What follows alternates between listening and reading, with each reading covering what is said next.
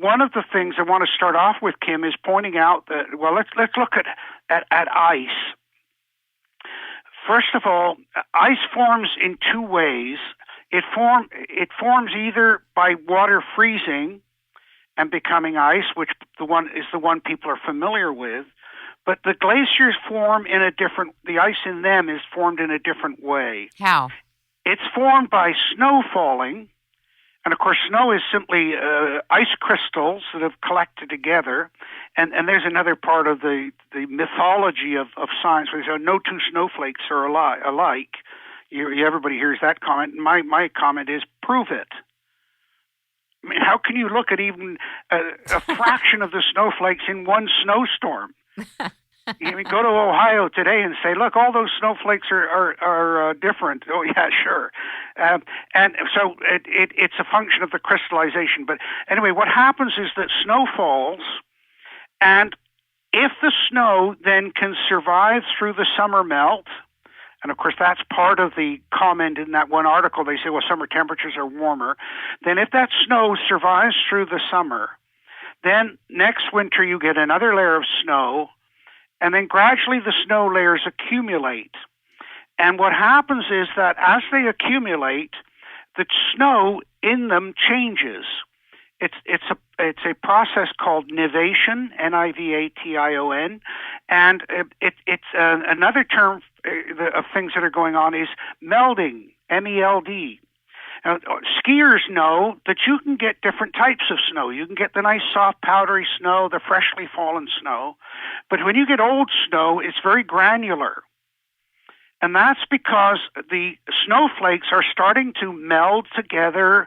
They're not melting together, they're actually melding together and forming into these granular lumps. Now, and of course, then there's air between those granular lumps, and that's valuable, by the way, for creatures living under the snow. I worked with a guy who did a whole lot of research on snow and survival of animals under the snow. He, in fact, had a cabin out in the northern Manitoba. They spend the winters out there. But that provides air and movement of air, but it also provides an insulation under the snow for animals that live under the snow. But anyway, gradually, as the snow layers build up, then they push together the heat and the weight of the overlying layers, gradually makes it form into ice. Okay, but you need quite a depth of this snow for that to form into solid ice. So if you go to a glacier, you get about the upper 150 meters of it, have these quite distinct snow layers that are becoming ice layers. And then they form a brittle ice, an ice that will crack. But below 150 feet, the ice is now under such heat and pressure that it becomes plastic. So, and then when it's plastic, of course, it will flow just like water. The ice will flow. It's much slower, obviously, but it flows just like water will flow. And so in a glacier, as you go down through the glacier, you've got the brittle layer in the top 150 feet. And then below that, you've got the plastic layer, which is constantly moving down slope because it's plastic and it will flow. Now, when that plastic layer goes over a rock or a cliff, it will flow and bend. But the brittle layer can't bend, so it cracks. And then you get the crevasses that are formed, the cracks in the ice. But the crevasses only go down a certain depth because then as you get down to the bottom, you're down to the plastic layer, which is not cracking.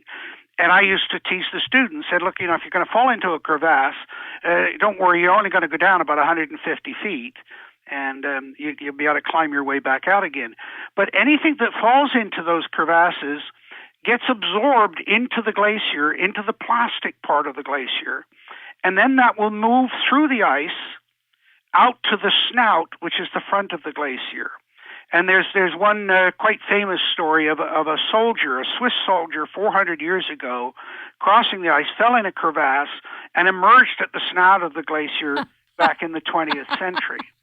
And of course, again, I would tease the students, say, look, if you fall in the crevasse, just hold your breath, and sooner or later you'll come out at the front. Oh, my God. That's wild. Yeah. All right, now what does this mean to us? Well, what it means is that the snout or the front of the glacier doesn't actually melt in a sense. Well, let me back up a bit. The front of the glacier seems to move forward or move back.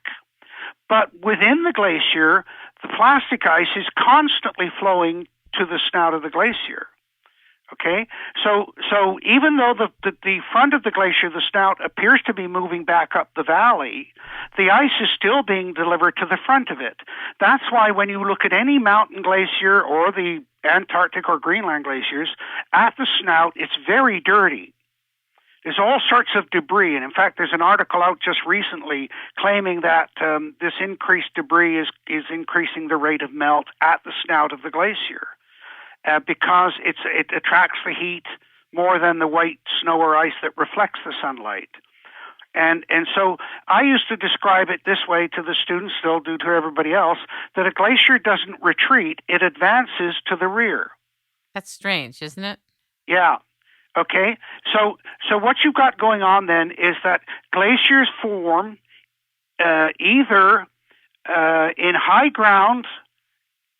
And you get them, by the way, even at the equator. You get glaciers in the Andes Mountains above a certain level. So there you've got altitude is determining the front line of the glaciers and the snow line, by the way, or in terms of latitude.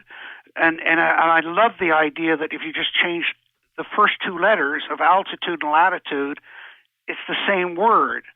And they're directly connected because as you go up the side of a mountain, you go through the forested area, and then you get to the tundra, or you get to the tree line, and then the tundra, which is Russian for treeless zone, and then you get into the permanent snow line. All right, and this is true as you go north. Or towards the South Pole. So as you go towards the poles, you go through exactly the same changes in climate and vegetation and glaciation, the same thing. And so these glaciers then take two forms. They either are formed in mountains, and they're called alpine glaciers, and that's the ones they're talking about in the Tyrol that you read out, or they are continental glaciers. That is, that they sit over a complete landmass, and the two most famous ones today are, of course, of Greenland and Antarctica. But they both form in the same way. They form by an accumulation of snow that gradually turns to ice, and then once it reaches the plastic level, it starts to flow. So, for example, in Antarctica, they keep talking about, new icebergs breaking off. This is a sign of warming. No, it isn't. In fact, it's a sign that the glacier is growing, because as the snow falls, the weight of the glacier pushes down, which squeezes out the ice around the edges out into the oceans, where it breaks off and forms icebergs. So there's a science to glaciation. Oh, it's huge. It's huge. And in fact, the history of the Earth is that we're under glaciation far more than we're under warm periods like we are now. We should be grateful to be alive during an interglacial. Because I got to tell you, you don't want to be around when there's a glacier.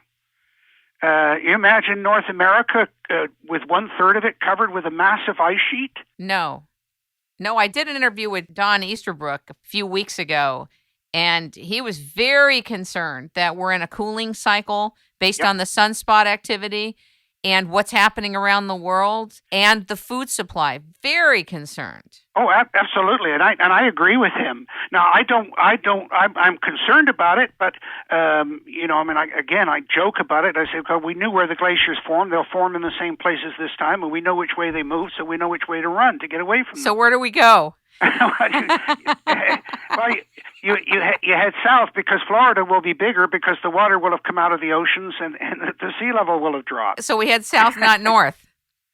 Yes, and of course here we come, Texas. No, but it's of course one of the things that happens as the glaciers expand in the polar regions.